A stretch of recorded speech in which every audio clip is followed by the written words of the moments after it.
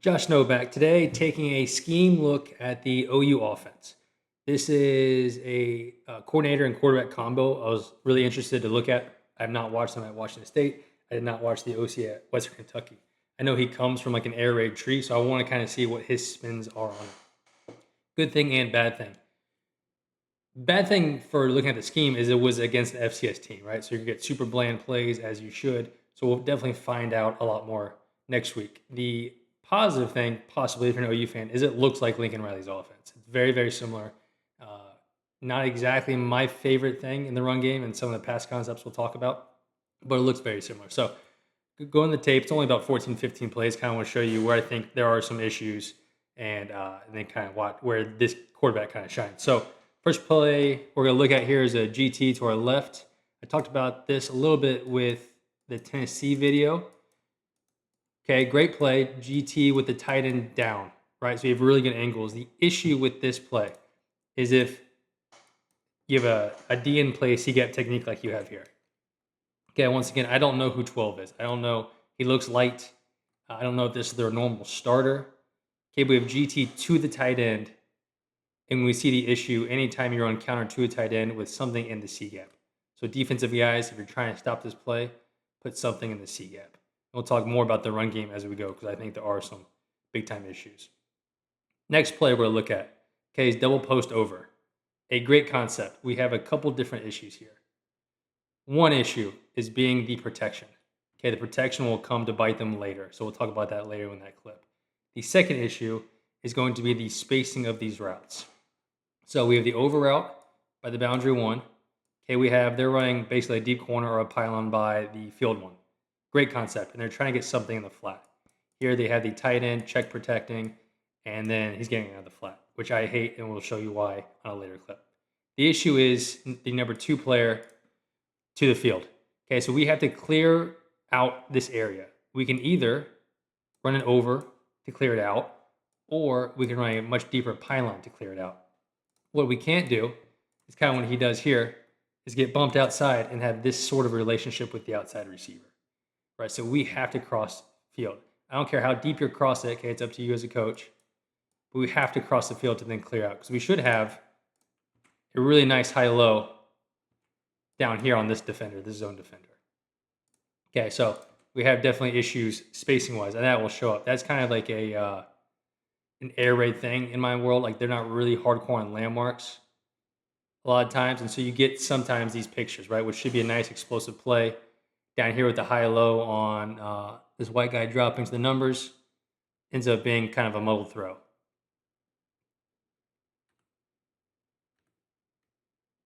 This one was actually very interesting. So this is an inside zone RPO. We'll show it first.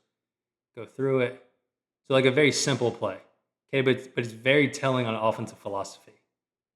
And I mean that by this. So there's 2 ways to handle this. I'll go to the end zone view. So inside zone RPO, I would assume, is a hitch that converts up top, and we have to take it because of this reason. Go to the end zone.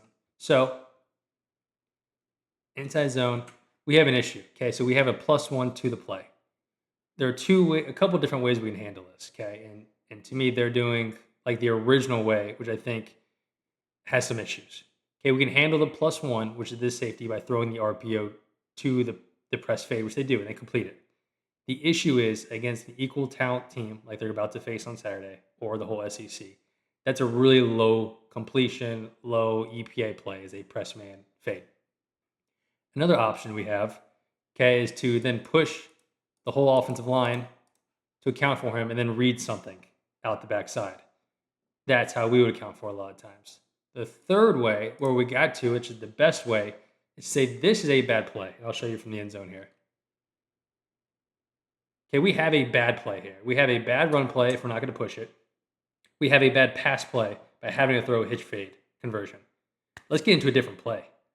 Let's can it. Let's kill it. They're in single high. Let's take a shot. Let's go to that post over we just talked about. Let's check out of it. Let's get to a different play. So I think that's kind of where I see like the old air raid way of just calling plays and running them.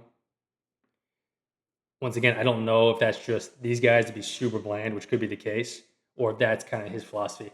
Based off the schools he's been at and the people he's worked under, I would say that's his philosophy, is to call plays, live with them, I think over the course of the year when you're playing equal or better opponents, that will kind of get you beat sometimes. So something to watch out for. There's two kind of tiers or two, I guess, ways to be really, really proficient on offense in my mind. It's tights, motions, bunch, stacks, or it's clean pictures with double call cans kills. I think both ways are equally fine. This system kind of does neither. They're both stagnant in formation and don't check, which has kind of been an issue outside of having like a hero quarterback, which you've seen like Lincoln Riley at OU when they were freaking just rolling the Big 12. They were just better than everybody else at quarterback. Now, speaking of the quarterback, so this is GT Counter with hitches. This kid is super talented. I didn't know what to expect. Once again, never seen him play. This kid, I know it's like a simple hitch throw, but this thing's on a rope. This thing's out quick. This thing's on time. He does dirt one of these later, but just to throw a field hitch that fast, probably not getting the laces off GT Counter. Like that's some special arm talent right there, and he's a really good athlete as well. Right, so running GT Counter again, right? Lincoln Riley Classic. So they have a good play blocked up. They have the free hitch. They take it and go get 12 yards. Good play. So this was surprising. So this is Y cross. I'll show you the whole thing against like an inverted 2. Surprising to me because the air raid guys should be really good at this. Right, so we have whatever quick game you want here. They're running hitch fade, classic, okay, with the Y cross, and then I would assume a post curl with the back of the flat, okay? Play it every air raid team in the history of the world's run, okay? Good play. Usually, though, I believe they're running some sort of trap variation of 2. Usually, when you get something like this, like your slot is one-on-one with the safety coming to meet him with that much space. So usually, teams that really run this and live in this world will just give him a fake and then pipe it and it's a touchdown shot. So not sure what they're teaching here. Like that's a ton of space that most teams would take advantage of. Just stick your left foot in the ground and then take it back over the top in the middle of the field. Obviously, Illinois State's playing soft coverage, good pickup, good blitz pickup. The whole world. I think this ball should be going to a pipe shot right down the middle for a touchdown. And you see this guy's kind of a good athlete. See it from the end zone. Really nice pickup, kind of like a slide left situation. Clean. Could have stayed in the pocket. There's nowhere to go, though. The play kind of expired, so I understand him scrambling. I'm good with that. Just surprised the route did not convert. Good play here. Good play, and I'll show you the issue with this play. Okay, so this is the tunnel screen off gap to the right, which is a great play. There's one issue with this play. So we always wanted to get out of this play in like a too high apex situation. So too high defense with a nickel apex. Now that's like a Big Sam looks like, but still. Because the issue is we want this thing to hit on the hash. So we're blocking, we're going to fake a bubble wherever, we're going to catch the ball. We want this thing to hit on the hash. The issue is whoever comes out to block this guy, we're not going to be able to get back inside of him because of his alignment. Right now, I'll show you that here. If we do come back inside of him, we're so far back inside now, we're getting tracked down by the defensive lineman. See, there's no room there. So we want, this play was definitely, in my world, always a one high play. When we have cover downs, we're spinning. Because we want width here in the apex. We want width to kick him out so there's room then to catch and get back underneath it. There's just currently no room with a nickel apex type kid in there.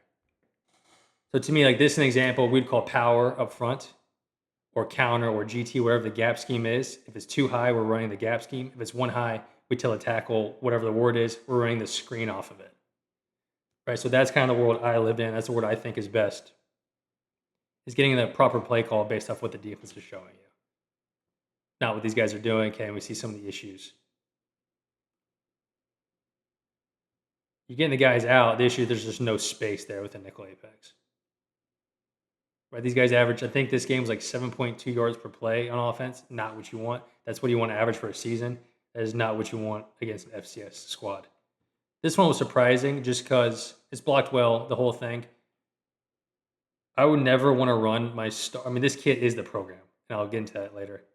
I would never want to run my star quarterback against an FCS team. This is a design run, G lead. It's blocked well, good front. It's what we want. This thing has a very high potential, okay, of hitting in that crease right there. In this game against Southern Illinois, I would never want to run my program basically in an interior gap. I never want to run, period. You're going to beat these guys no matter what you do. To me, they're like, there's no reason to run the quarterback. I don't know if there's like just pressure to score a lot, or I know they couldn't run it, which we'll get into a little bit why. I know they guys out and all that, but that was interesting. This is just a classic, tale as old as time. Okay, the seam throw over spot drop, cover 3. You just see kind of, he has a special arm, man. He can sling it. He's fun to watch.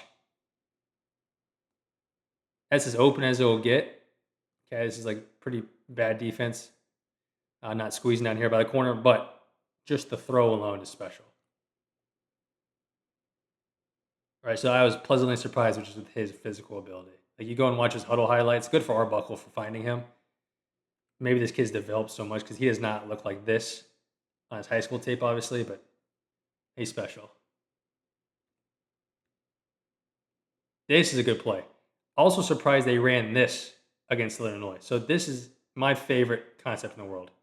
Okay, so it's a pylon route with all curls. I have a video on it. If you scroll down, this thing is all curls plus pylon equals explosive or something like that. So this should be a touchdown shot. So what we have the all curls concept, and they're unbalanced. Maybe this defense automatically checked to this for coverage and unbalanced. We'll never know. We have an all curls concept, all curls. They have actually really great spacing here. And then, so he's ineligible. So this guy's running a pylon. So 15 yards at the near safety. And I'm going to catch the ball 40 yards on the numbers. So what you're trying to do is trying to hold down this corner, this safety who's ever over here, and hit something over the top of him. It's really just like an inverted flood. Okay, I assume the back is probably trying to get out if they don't have pressure. So you end up building those 3 layers that I love. Okay, you're just flipping the normal responsibility. Okay, great play. Has a ton of zone answers. I guess the pocket just spooks them. Because that thing, I mean, that's as open as it's going to get. You got a Mike running with it, put the ball 40 yards on the numbers, which would be whatever that, I'm not going to do math here. The 20-yard line, put the ball on the 20-yard line, and it's a touchdown. Something in the pocket spooks him. Even this field flat throw. I mean, that's a long throw that he just flicks out there and gets it on quick. So this is a very well game plan play. Once again, don't know if this is an automatic check or whatever, but something in the pocket spooks him, the pressure. Man, it's pretty good. It's pretty good. Pretty good pocket with the pressure coming. I think you guys sling that, but I'm not a $3 million quarterback. So this is the classic. I think everybody and their moms ran it. It's a good play. So some sort of clear out, double post, and you get in the back out on the wheel, and then a tight end on a delay drag. So one more time, I'll talk about the issues here. So 2 issues. First off, you don't want this against zone coverage because you're running back into people. You want this against man because you want eyes. Same thing with like the leak world. You want this against man because you want eyes to get lost. The deal is we want either to get clear out this side. Clear out this side with double post. We want the wheel rail with the running back, and then the delay flat from the tight end. Okay, if there's zone defenders backside, you're running right into people. So first thing, can it? We want it against man. Second thing, the protection. It's just unlucky. This is how everybody blocks it. Running back gets too wide. He's too late.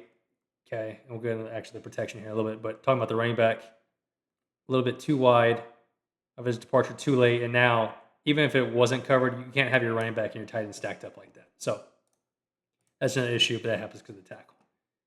How they're protecting this. Okay, take a quick look.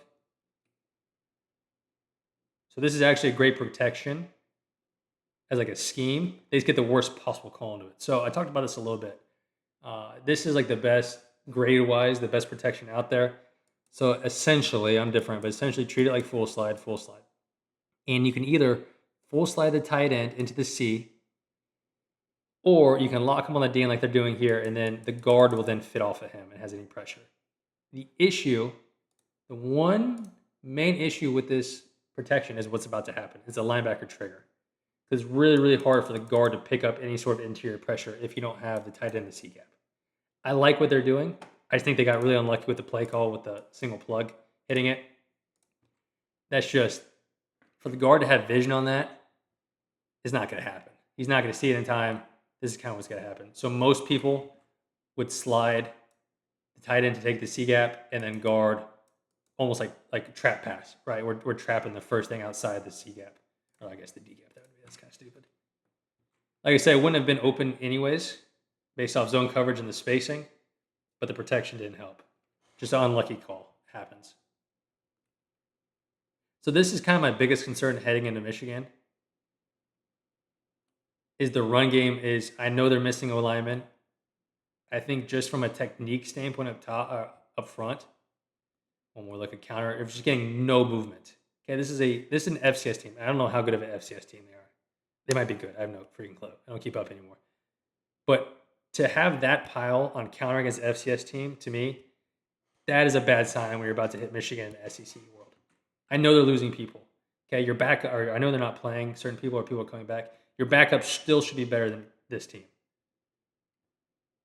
We can just see how slow. I talked about with the UT video. There's two, I get like very drastic schools of thought in the run game. One, run off the ball, displace movement, that sort of world. And then you have like the UT, which is more common. The UT, how Beanball is teaching at OU, slower off the ball, collect movement, waddle. And you just keep like what they're doing here. They're not taking somebody and putting them where they don't want to be. Okay, they're collecting it, they're accepting it, they're keeping it flat on the line of scrimmage. Okay, and this is what happens. It gets spilled, and it's a 2-yard loss. The issue happens on like 4th and 1 against, I don't know, name any SEC team. Can you get a yard when you have to move a human being? I don't think you can if you're teaching these techniques all year round. Same thing here, inside zone. We can see the line of scrimmage does not move. Okay, we're really, really slow. Coming off the ball, we can see the center, and we see the left tackle here. Okay, have space between them and the defender they're climbing to. They do not close that space. The defense closes that space. Right, so I think it's a little bit of a personnel issue and a technique where they're being taught issue. Now, Beanballs ran for a gajillion more yards than I've ever run for. I just don't think when you don't have superior people to hand off to, or the Brile system where we have space to bounce it, right? That helps too in that world. They're living kind of in like a normal split world and not running off the ball and not moving people type situation. I think they would have to run the quarterback 15 times to beat Michigan. It was something to look forward to, or look at, I guess. Here's the double post concept from earlier. I said the protection will be an issue, and here's the issue. Okay, I've talked about this in other videos. The spacing is much better here. So significantly better spacing here between the outside receiver and, the receiver down here and receiver number 2. Spacing is much better. Protection is now the issue. Okay, and the crosser is the issue. So my issue with protection. Actually, let's hit the crosser first from this angle. Okay, so crosser is way too shallow. So a proper flood of some sort. So a flood, I'm saying we're putting something deep here, we're putting something here, we're putting something here. Okay, that's actually really poorly drawn because you need at least 20 yards of space between each piece. So the post route or the vertical, whatever the number 9 is doing here, that would be caught, let's say, 40 yards down the field. The crosser will be caught somewhere in that 20-yard range, and then the flat route, which we lose the protection, which I'll get to, should be caught at the line of scrimmage. The issue here with the crossers, we're way too shallow. Okay, it won't matter anyways because we lose our damn flat, which we should never do. Okay, but we have something just running into people way too shallow on the line of scrimmage. Protection-wise, I said I need 3 pieces to make a good flood concept. I need something deep, something middle, something flat. I cannot put something in protection that is also needed to make the third component of the flood concept. Right, so here we're asking the tight end to be in protection and take any runner if he comes, any blitzer if he comes, but also I need that guy to make the third piece of the flood. So we see what happens. Even if that receiver doing what's supposed to be and running this thing higher, there's nothing to high-low this corner. This corner can keep on sinking because I have nothing in the flat. Right, so it's just a bad protection call of sitting our running back up top to the right. And there's no reason to do that. That's your free guy. If you want to keep your tight end in protection, cool, I'm fine with that. But make sure our running back is coming left so we always get those 3 levels. We have 2 levels. We're running in the cloud, which is the worst possible coverage. Right, and then our crosser is too shallow, and we lose our flat. Okay, just a bad play overall. But spacing is much better with the actual receivers, okay, the boundary receivers. right? There's a million protections out here that don't involve 86 taking that. Some sort of double sword. I'm not quite sure how they're trying to protect it, but it just doesn't make sense. Okay, they ran the same protection earlier, so I know it wasn't an MA of some sort. So dagger. So this is a great throw. The spacing will be off here as well. I'm saying all this from like very critically from coming from this offense. Right, we're very similar. Spacing was not important to us, and then we wondered why we couldn't throw the ball against really good teams. And it's a lot of the same things. Okay, so like a dig route right here. So it's a great throw, great protection, all that stuff. You cannot be throwing and catching a dig route in the middle of the field.